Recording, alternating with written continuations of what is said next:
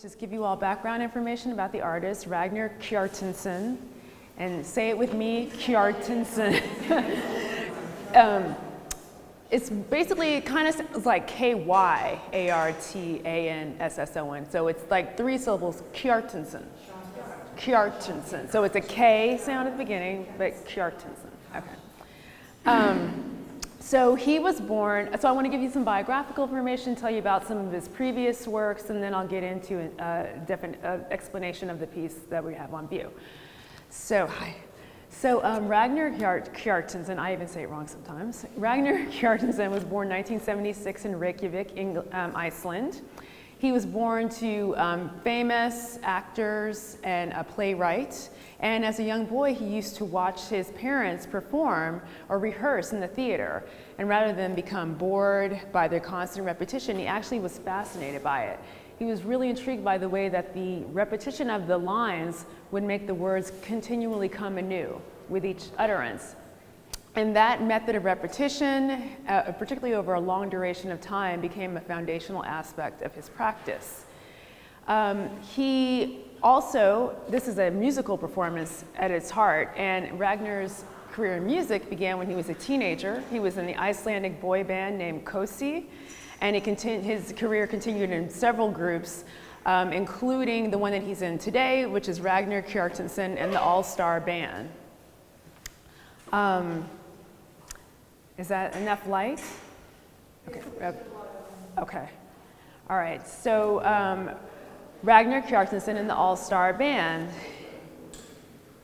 He also was a painting major at the Reykjavik Academy of Arts, but he continued to be interested in music, theater, and performance throughout his life. In fact, his graduation piece was called The Opera, and this is a piece where he turned a room in the school into a makeshift Rococo theater.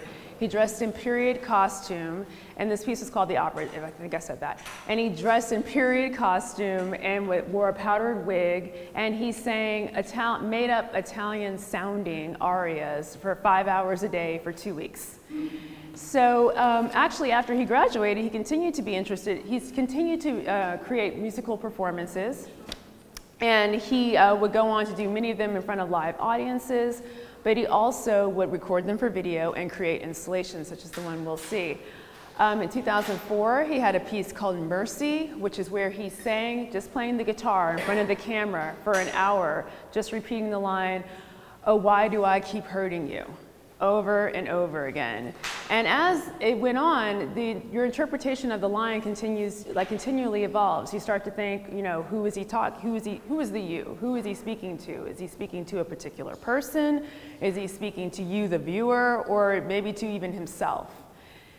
And even though these early pieces were solitary, collaboration is a key part of his practice.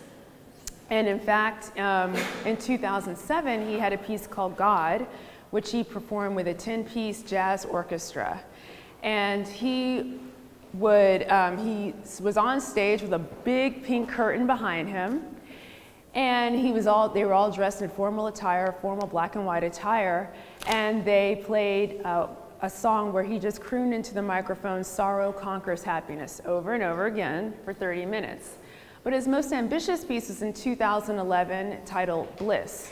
And this is a piece he performed at the Abrant Arts Center in New York City, where, much like his earlier graduation piece, it was performed with 10 opera singers, and they were all dressed in full period costume with the set design, and they repeated the last 3-minute aria of Mozart's Marriage of Figaro from 12 noon till 12 midnight for 12 hours. Yes, and you see them sitting on stage, resting while they're performing. Some are lying down, some go backstage to eat, and some go off stage also to relieve themselves, and they do that all while singing for 12 hours.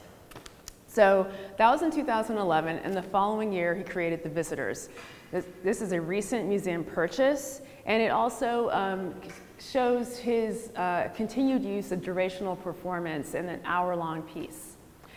So this piece, interestingly, the title comes from ABBA's final album, which was created when the group was splitting apart. So a couple of people in ABBA's group were going through a divorce. The group was splitting up completely. And much like that album, this piece also is a meditation on both togetherness and solitude. So for this piece, he brought a group of musicians together, about 8 of them. And they lived inside the 200-year-old Rokeby Mansion in upstate New York. And there they rehearsed for about 1 or 2 weeks to create the group performance that they would perform as a group, but also separately.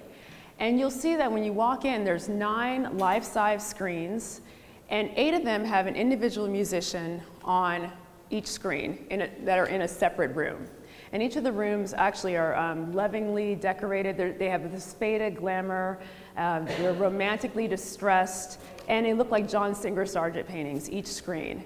And even the bathroom, where you'll see the artist Ragnar Kjartansson in a bathtub, playing his guitar in a clawfoot tub. And on one screen is an exterior shot, and it shows the heirs of the estate. And these are actually the descendants of the famed Astor family. And they sit outside on the veranda and on the grounds. And so at the beginning of the piece, and we might be able to see the beginning of the piece, but you never know when you're going to walk in here. So I just want you to know that you can tell the visitors that there will be this segment where you'll see them, you'll hear them, people talking, people milling about, and that's the technicians who are working on the piece setting up the space. They're putting the mics on putting the mics on the players. They're working with the putting on their headsets, and then they're also turning on the cameras so that screens come on one by one.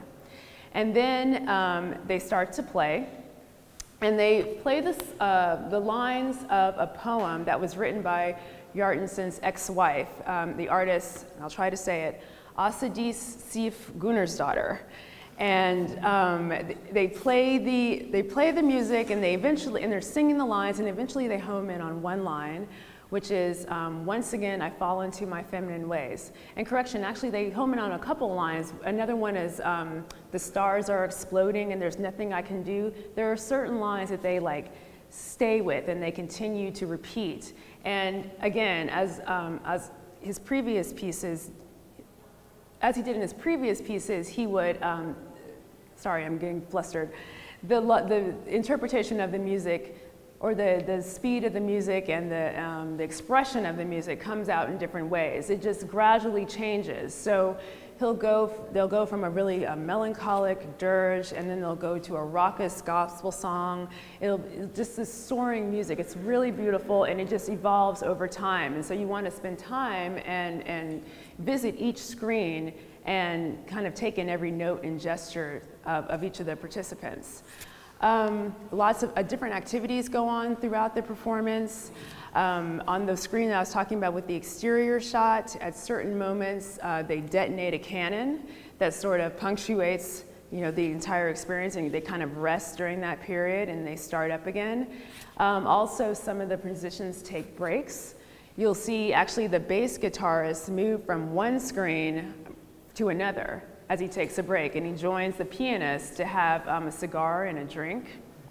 And then at the end of it, they finally convene in one room, and they pop a glass of champagne, and they parade out of the building, down the valley into this beautiful picturesque scene towards the horizon.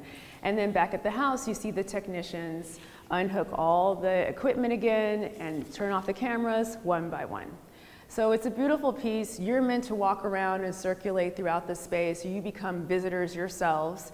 You can spend time, as I said, with each musician. And there's speakers directly over each screen so that you can hear as though you're in the room. You can kind of hear each of those players in front of you very clearly. And yeah, so you can think about it in many different ways. I think about it as a meditation on how, even though we can feel alone or isolated, we're all very much connected to each other, even on different levels, even in passing. And the ways that you can turn a difficult, challenging moment in life into one of joy and beauty. So I'll let you all go in now, and thank you so much and I'm here for questions as well.